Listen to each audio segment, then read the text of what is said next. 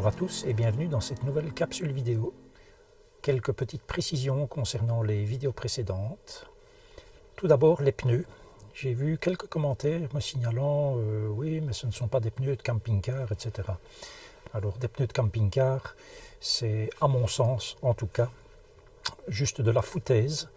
La seule chose qui compte, c'est l'indice de charge, principalement, outre la dimension du pneu, c'est l'indice de charge.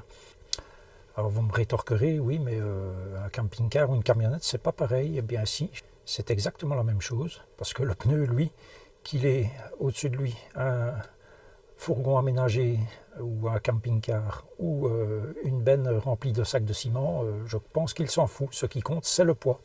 Et donc, ce qui compte au final, c'est l'indice de charge. Et j'ajouterai quand même, pour terminer sur le sujet des pneus, que dans la dimension des pneus est bien indiqué à la fin un C pour camping-car, paraît-il, ou cargo. Donc ces pneus sont parfaitement adaptés à mon véhicule, comme à d'autres camping-cars. Ce sont donc des Nokian WRC3 pneus hiver. Voilà. Et quand il y aura de la neige, je ferai un retour. Le point suivant concerne mon ami le lanterneau, signé Chausson. Je suis resté à mon point d'attache jusqu'aujourd'hui après-midi. Et voilà, nous avons un grand soleil, pas de pluie. Donc pour l'étanchéité, il faudra attendre la pluie. Maintenant, honnêtement, je ne la souhaite pas, parce qu'avouez que ça fait du bien de pouvoir rester comme ça, avec un beau soleil garé sur un beau parking, même s'il penche un peu dans tous les sens. Et pouvoir laisser la porte latérale ouverte, quoi. Parce que c'est bien ça le gros avantage d'un fourgon aménagé, c'est de pouvoir laisser la porte ouverte. Avec un beau soleil comme ça, c'est magnifique. Il n'y a que 10 degrés dehors, mais le soleil chauffe suffisamment. Je vois au thermomètre du van qu'il y a 25,8. Donc voilà, c'est ma foi une journée bien agréable. Hier, c'était le même genre de journée. Et je pense que le week-end s'annonce tout aussi beau. Donc ça fait vraiment un bien fou. Après des semaines et des semaines de flotte quasiment sans discontinuer. Autre petit point, la réparation entre guillemets qui avait été faite par le concessionnaire au niveau des fermetures de baies dont je vous avais parlé dans l'une ou l'autre vidéo précédente. Donc le concessionnaire, s'il a fait son taf, ou du moins je l'espère, concernant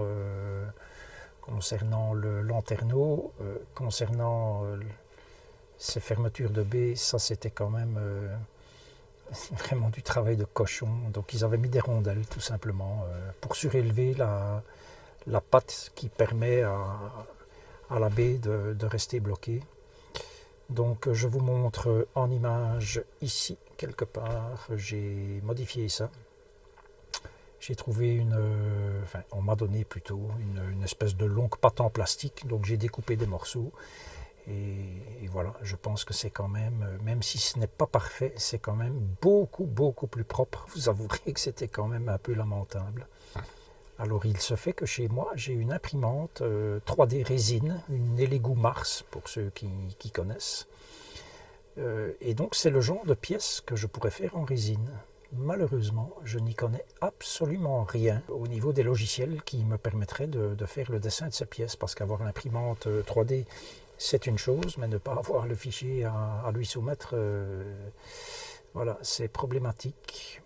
Et bon, même si c'est une pièce toute simple, hein, c'est un bête rectangle de quelques millimètres de haut. Si on veut faire ça joli, on fait les coins arrondis. Mais voilà, je n'ai aucune connaissance dans ces logiciels pour faire du dessin de pièces 3D. Alors je peux évidemment me former un petit peu, peut-être essayer de trouver un logiciel gratuit. Si quelqu'un a l'une ou l'autre idée, n'hésitez pas à me le dire en commentaire. Et enfin, pour terminer cette capsule vidéo, un tout grand merci à mes 327 abonnés. Merci pour vos commentaires, il y en a vraiment beaucoup. Je réponds normalement à tous, ou à peu près à tous. Si je n'ai pas répondu, c'est vraiment que ça m'a échappé. Parce qu'il y en a vraiment beaucoup par rapport au nombre d'abonnés. Et il y a aussi pas mal de likes, je trouve, par rapport au nombre d'abonnés.